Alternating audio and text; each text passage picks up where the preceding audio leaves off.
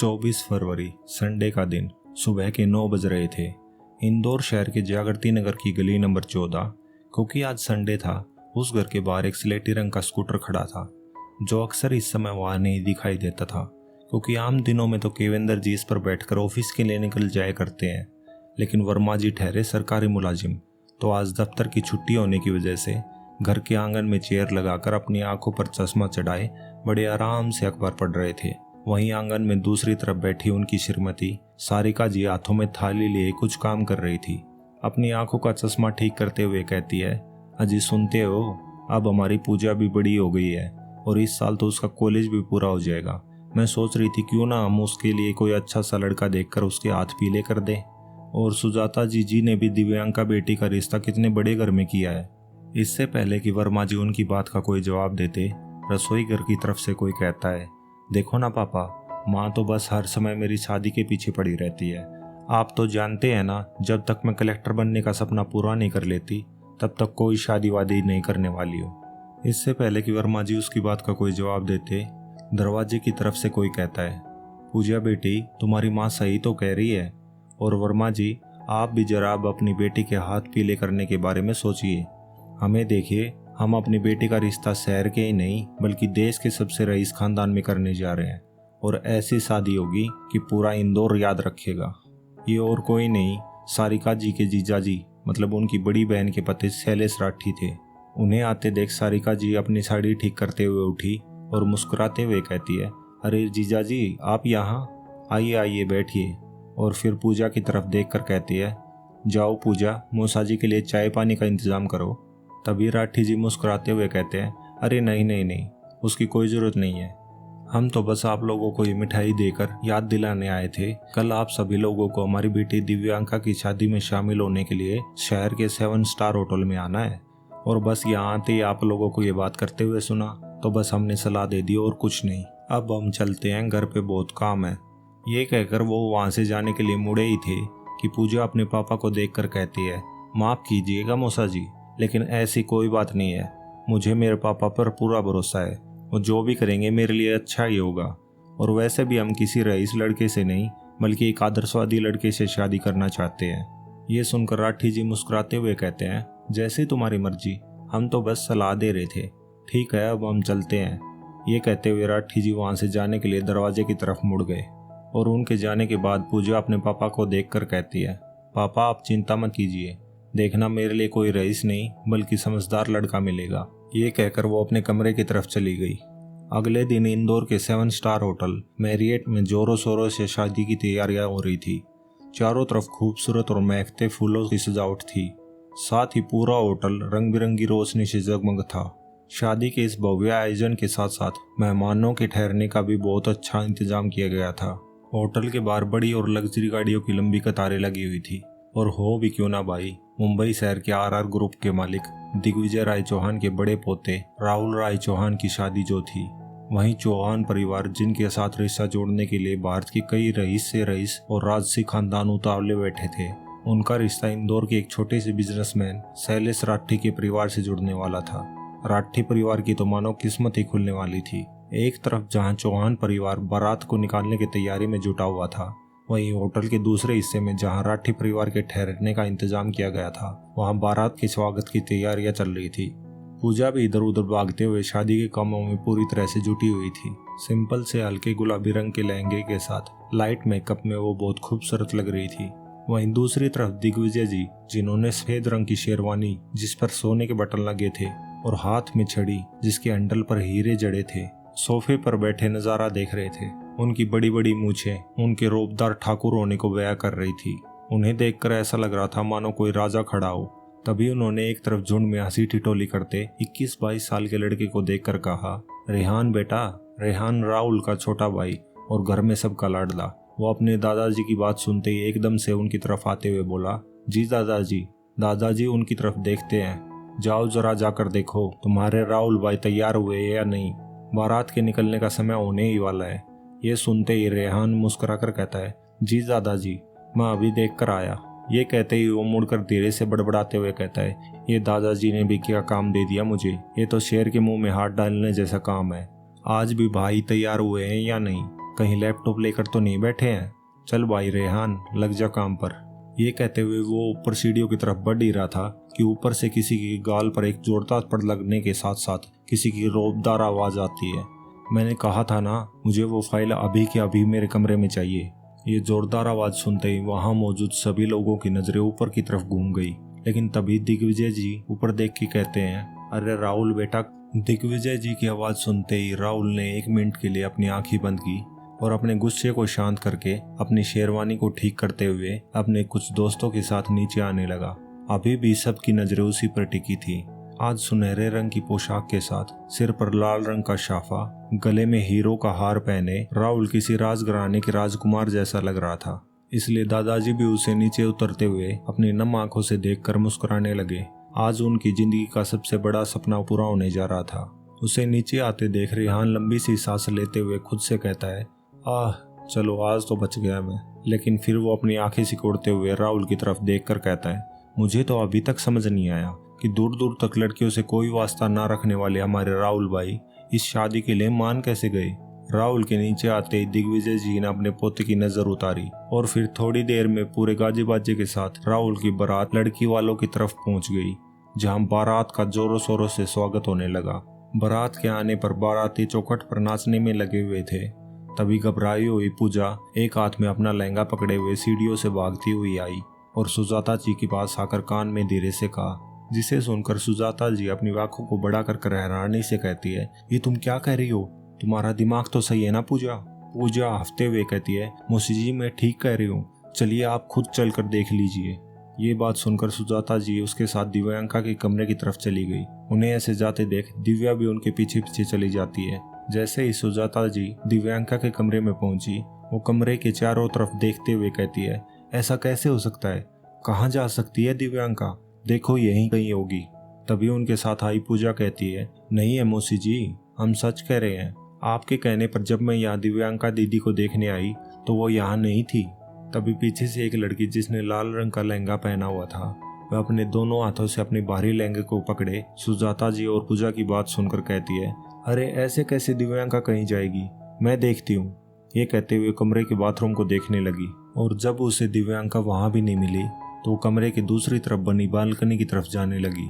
लेकिन तभी उसकी नजर बेड पर रखे दुल्हन के जोड़े के ऊपर रखे एक कागज पर पड़ी और झट से उसको उठाती है और जोर से पढ़ना शुरू कर देती है, माँ पापा मुझे माफ कर दीजिए, मैं शादी नहीं कर सकती, इसलिए यहाँ से जा रही हूँ, आपकी दिव्यांका।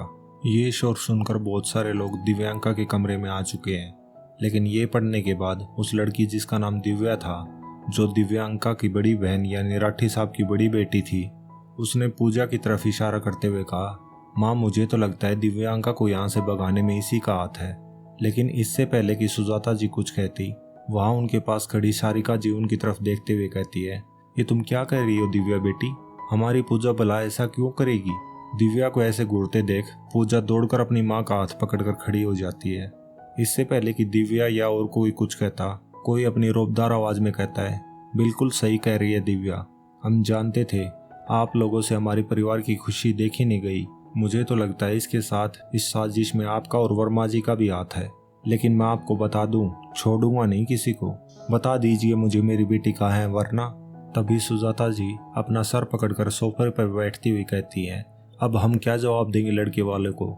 सोचिए कहीं बारात वापस लौट गई तो। तभी दरवाजे की तरफ से फिर एक बार कोई अपनी रोबदार आवाज में कहता है, बारात तो खाली हाथ वापस नहीं जाएगी। ये सुनते ही पास खड़ी दिव्या के चेहरे पर एक शैतान मुस्कुराहट आ गई।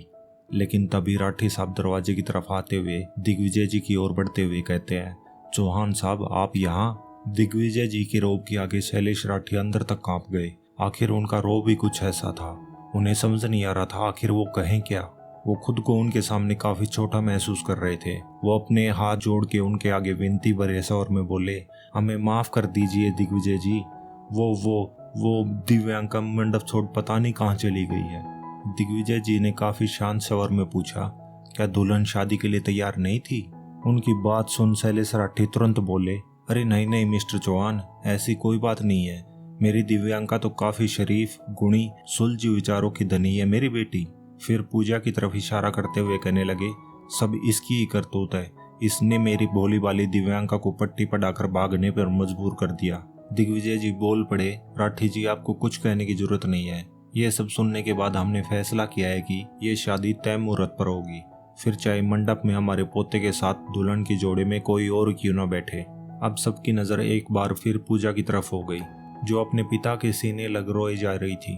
वो लाख बार सबको कह चुकी थी कि उसकी कोई गलती नहीं है, पर फिर भी कोई मानने को तैयार नहीं था सिवाय उसके पिता के। तभी शैलेश जी दिग्विजय जी के आगे हाथ जोड़ करके बोले, हमें माफ़ कर दीजिए, हमें पता है इससे आपकी इज्जत को काफ़ी ठेस पहुंची है, इसलिए इसके भुगतान के लिए मैं अपनी बेटी दिव्या का हाथ आपके पोते के हाथ में देने के लिए तैयार हूँ। मेरी बेटी दिव्या को स्वीकार करके मुझे माफ़ कर दीजिए और मेरे परिवार की लाज रख लीजिए।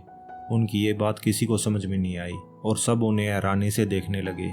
दिग्विजय जी सारिका जी के साथ खड़ी पूजा की तरफ इशारा करते हुए कहते हैं, हमारे पोते के साथ ये लड़की अब दुल्हन का जोड़ा पहनकर फेरे लेगी, और हाँ ध्यान रहे जरा भी देरी नहीं होनी चाहिए, जल्द से जल्द इस लड़की को तैयार करके नीचे लाया जाए। ये कहकर चौहान साहब वहां से जाने के लिए वापस दरवाजे की तरफ मुड़ गए। कुछ देर के लिए कमरे में मौजूद सभी लोगों को साफ सूंघ गया। पूजा ये बात सुनकर घबरा गई। वो अपने पापा की तरफ देखते हुए कहती है, पापा देखिए ना, ये लोग क्या कह रहे हैं। आप तो जानते हैं ना कि मैं अभी कोई शादी वादी नहीं करना चाहती हूँ। लेकिन दिग्विजय जी का यह फैसला सुनकर वर्मा जी को खुद कुछ समझ में नहीं आ रहा था, आखिर ये सब हो क्या रहा है। पूजा दिग्विजय जी को जाते देख अपने पापा की तरफ देखकर कहती है, पापा आप चुप क्यों हैं, कहते क्यों नहीं कि मैं ये शादी नहीं करना चाहती। वर्मा जी को तो कुछ समझ में नहीं आ रहा था। वो चुपचाप खड़े अपनी बेटी को ही देख रहे थे। तभी एक रोबीली आवाज कमरे में गूंजती है, ए लड़की, तुमने सुना नहीं दादाजी ने क्या कहा। अब ये रोना धोना बंद करके जल्दी से तैयार होकर नीचे आ जाओ, वैसे भी मुझे ना सुनने की आदत नहीं है।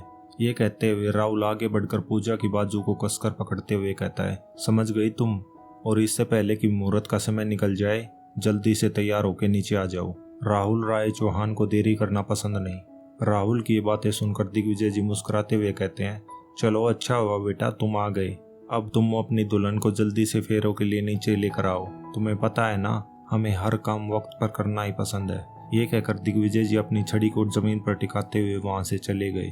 उधर राहुल के कसकर बाजू पकड़ने की वजह से पूजा की कोमल बाजू में दर्द होने लगा, लेकिन ये दर्द इतना तकलीफ दे नहीं था जितना उसके लिए अपनी आंखों के सामने अपने सपने को चकनाचूर होते हुए देखना था। वो अपना हाथ राहुल के हाथों से छुड़ाने की कोशिश करती है। पूजा की आंखों में दर्द देख अचानक राहुल की पकड़ उसकी बाजू से अपने आप छूट जाती है, पर राहुल की नजर पूजा के मासूम चेहरे से हटने का नाम नहीं ले रही थी। राहुल के हाथों से छूटते ही पूजा भागकर अपने पापा के पास गई और उन्हें गले लगाकर रोते हुए कहती है, पापा मैं ये शादी नहीं करना चाहती हूँ, प्लीज आप समझाइए ना इन लोगों को, ये हमारे साथ ऐसे जबरदस्ती नहीं कर सकते हैं। हालांकि वर्मा जी को भी अपनी बेटी को ऐसे रोते हुए देख बड़ा दुख हो रहा था, लेकिन इससे पहले कि वो कुछ कहते राहुल उनकी तरफ देखकर कहता है, और हाँ आप 10 मिनट के अंदर अपनी बेटी को नीचे दुल्हन बनाकर मंडप में लेके आइए, यही आप लोगों के लिए बेहतर होगा। ये कह के राहुल वहां से चला गया। वर्मा जी की जुबान तो जैसे खुलने का नाम ही नहीं ले रही थी। सिर्फ वर्मा जी ही नहीं, वहां मौजूद किसी भी इंसान के मुंह से एक शब्द तक नहीं निकला। तभी सारिका पूजा के पास आकर रोते हुए उसका हाथ पकड़कर कहती है, चलो बेटी चलकर तैयार हो जाओ, मुहूर्त का वक्त हो रहा है। पूजा के कदम आगे ही नहीं बढ़ रहे थे। वो अभी भी वहीं खड़ी होकर अपने पापा की तरफ उम्मीद भरी नजरों से देख रही थी। उसे अभी भी इंतजार था, शायद उसके पापा ये सब होने से रोक देंगे, लेकिन जब उसके पापा ने रोते हुए उसकी तरफ देखा तो उसकी वो उम्मीद भी टूट गई। वो आज अपने पापा की आंखों में लाचारी साफ देख पा रही थी, इसलिए चुपचाप रोते हुए अपनी माँ के साथ अंदर चली गई। सभी लोग धीरे धीरे करके उस कमरे से चले गए। पूजा एक बेसुध बेजान लाश की तरह आईने के सामने बैठकर तैयार होने के लिए खड़ी हो जाती है। उसकी जिंदगी के सारे सपनों का उसके सामने खून हो रहा था। वो इतनी मजबूर थी कि कुछ कर नहीं पा रही थी। अपने सपनों के लिए हर समय लड़ने को तैयार रहने वाली लड़की आज चुपचाप उन्हीं सपनों का अपने हाथों से ही गला घोटने जा रही थी। अगले 10 मिनट में जब पूजा को दुल्हन के लिबास में तैयार करके नीचे लाया गया तो किसी की भी आंखें उससे हटने का नाम नहीं ले रही थी। आखिर पूजा थी इतनी खूबसूरत और मासूम, गोल चांद सा चेहरा जिसे देखकर एक बार तो चांद भी शर्मा जाए। लाल रंग के उस दुल्हन की जोड़ में पूजा इतनी खूबसूरत लग रही थी कि मानो किसी राजघराने की रानी उतर रही हो। शायद राहुल जैसे राजकुमार के लिए पूजा जैसी राजकुमारी ही बनी थी, इसलिए उन दोनों का रिश्ता इस तरह जुड़ रहा था। खैर इस धरती पर अक्सर वही होता है जिसकी किसी को उम्मीद नहीं होती है। एक पल के लिए तो पूजा को देखकर राहुल की नजरें भी उसके मासूम चेहरे पर रुक गई। थोड़ी देर में शादी की सारी रस्में होने के बाद जब फेरों की बारी आई, पूजा बेसुध सी हालत में धीरे धीरे चल रही थी। ये देखकर राहुल को बहुत गुस्सा आ रहा था। उसने झट से पूजा का हाथ कसकर पकड़ा और जल्दी जल्दी फेरे लेने लगा, मानो जैसे शादी जबरदस्ती में कर रहे हों। फेरे पूरे होते ही राहुल पूजा का हाथ छोड़कर मंडप से नीचे उतरने लगता है। उसे ऐसे जाते देख सभी एक दूसरे को हैरानी से देखने लगते हैं। तभी दिग्विजय जी राहुल को देखते हुए कहते हैं, कहाँ जा रहे हो? अभी तो विदाई की रस्म होना बाकी है। दादाजी की आवाज सुनकर राहुल वहीं रुक गया और पूजा के पास वापस आकर उसका हाथ पकड़कर आगे बढ़ते हुए कहता है, ये लीजिए और चलिए अब यहाँ से, बस हो गई विदाई। वैसे भी हमारे पास टाइम नहीं है, अभी कुछ ही देर में हम लोगों की फ्लाइट है मुंबई के लिए, और आज के बाद इन लोगों से हमारा कोई रिश्ता नहीं है। ये कहते हुए वो पूजा को लेकर आगे बढ़ गए और उसके पीछे पीछे उसके परिवार के बाकी लोग भी जाने लगे। कुछ ही देर में चौहान परिवार अपनी बहू पूजा को लेकर एयरपोर्ट के लिए निकल गए। आज पूजा के सारे सपने खत्म हो गए थे। उसने कभी सोचा भी नहीं था एक ऐसे व्यक्ति से शादी होगी जिसके लिए रिश्तों की कोई अहमियत ही नहीं थी। हमेशा दूसरों के हक की बात करने वाली लड़की आज अपने लिए कुछ बोल नहीं पा रही थी। राहुल और पूजा चौहान विला में पहुंचे, जो किसी महल से कम नहीं था। आज तक पूजा ने इतना बड़ा घर नहीं देखा था। राहुल और पूजा गाड़ी से उतरे। राहुल अपने दादाजी की तरफ देखकर कहता है, दादाजी आप लोग अंदर चलिए, मैं अभी आया। हालांकि रात के 1:30 बज रहे थे, लेकिन राहुल के घर आने जाने का वैसे भी कोई वक्त नहीं होता था और उसकी इस आदत को दादाजी भी कभी रोक नहीं पाए। आज भी राहुल हमेशा की तरह वहां से निकल गया। उसके जाते ही दादाजी ने दरवाजे पर खड़े दरबानों को घर का दरवाजा खोलने का इशारा किया और पूजा को अपने साथ अंदर ले जाने लगे। जैसे ही घर का दरवाजा खुला, उस सामने एक तरह के कपड़े पहने नौकरों की लंबी कतार थी। ये सभी किसी राजघराने से कम नहीं लग रहा था। उन सब की ओर इशारा करते हुए दादाजी पूजा से कहते हैं, बेटी, इस घर में तुम्हें एक माँ और बहन के अलावा बाकी सभी रिश्ते मिलेंगे और शायद इसी की वजह से ये घर नहीं बल्कि मकान ही बना रहा। अब इस मकान को तुम्हें घर बनाना है। मुझे पूरा विश्वास है कि तुम अपनी जिम्मेदारी को पूरी ईमानदारी के साथ निभाओगी। पूजा बेचारी क्या बोलती, जहाँ ससुराल की चौखट पर पहुंचकर हर लड़की को उसके नए घर में बड़ी शान से स्वागत किया जाता है, वहीं उसका स्वागत करने की बजाय उसे एक बहुत बड़ी जिम्मेदारी दे दी गई। खैर अभी तो पूजा कुछ सोचने समझने की हालत में नहीं थी, इसलिए वो चुपचाप बस देख रही थी। दादाजी उसे शांत देखकर आगे कहते हैं, चलो बेटी, रात बहुत हो चुकी है, तुम थक गई होगी, जाओ जाकर अपने कमरे में आराम करो, बाकी बातें हम सुबह करेंगे। ये कहकर वो एक नौकर की तरफ इशारा करके कहते हैं, जाओ बहू रानी को राहुल के कमरे तक ले जाओ। दादाजी की बातें सुनकर पूजा भी चुपचाप उस नौकर के पीछे पीछे राहुल के कमरे में चली गई। राहुल के कमरे में पहुंचते ही उसकी आंखें नम हो गई। आज वो अपने पापा के घर को हमेशा के लिए पीछे छोड़कर यहाँ आ गई थी। जैसे जैसे वो उस कमरे में बढ़ रही थी, उसकी आंखों के सामने उसके घर में बिताए वो सारे पल तस्वीर बनकर उसके सामने घूम रहे थे। ऐसे ही अपने बचपन और घर को याद करते करते कब वक्त बीत गया उसे पता ही नहीं चला। रात के करीब 3 बज चुके थे, लेकिन राहुल का अभी तक कोई अता पता नहीं था।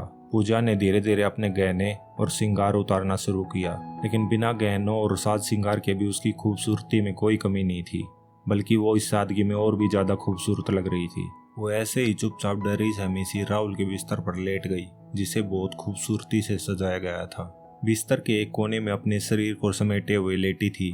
तभी कमरे का दरवाजा किसी ने धीरे से खोला और दरवाजे के खुलने की आवाज सुनकर वो एकदम से अपनी टांगों को समेटते हुए डर कर बिस्तर पर बैठ गई। जैसे ही राहुल ने कमरे के अंदर आकर दरवाजे की चिटकनी लगाई, उसकी दिल की धड़कनें तेज होने लगी। वो धीरे धीरे अपने पैरों को अपनी तरफ समेटने लगी। तभी राहुल अपनी शेरवानी के बटन खोलते हुए उसकी तरफ देखकर कहता है, इधर आओ मेरे पास। ये सुनकर तो पूजा की डर के मारे जैसे जान ही निकलने वाली थी। कुछ देर तक जब पूजा बिस्तर से नहीं उतरी तो राहुल एक बार फिर जोर से कहता है, सुना नहीं तुमने, इधर आओ मेरे पास। पूजा उसकी तेज आवाज सुनकर डर गई और डर के मारे उसका शरीर थरथराने लगा। घबराकर वो धीरे धीरे बिस्तर से उतरी और दूसरी तरफ घूमते हुए राहुल के पास आ रही थी। तभी वो खुद उसके पास आ गया और उसके कंधे पकड़ते हुए कहता है, आज मैं तुम्हारे लिए एक तोहफा लेकर आया हूँ, पूछोगी नहीं क्या? पूजा की तो कुछ बोलने की हिम्मत ही नहीं थी। वो बस अपनी डरी सहमी और मासूम आंखों से उसे देखी जा रही थी। तभी राहुल मुस्कुराते हुए अपने एक हाथ से कागजों का एक बंच निकालकर उसकी तरफ बढ़ाते हुए कहता है, ये लो तुम्हारा तोहफा। इस घर में तुम्हारा पहला दिन है, आज के दिन तो तुम्हारे लिए तोहफा लाना बनता है। ये लो, पकड़ो इसे।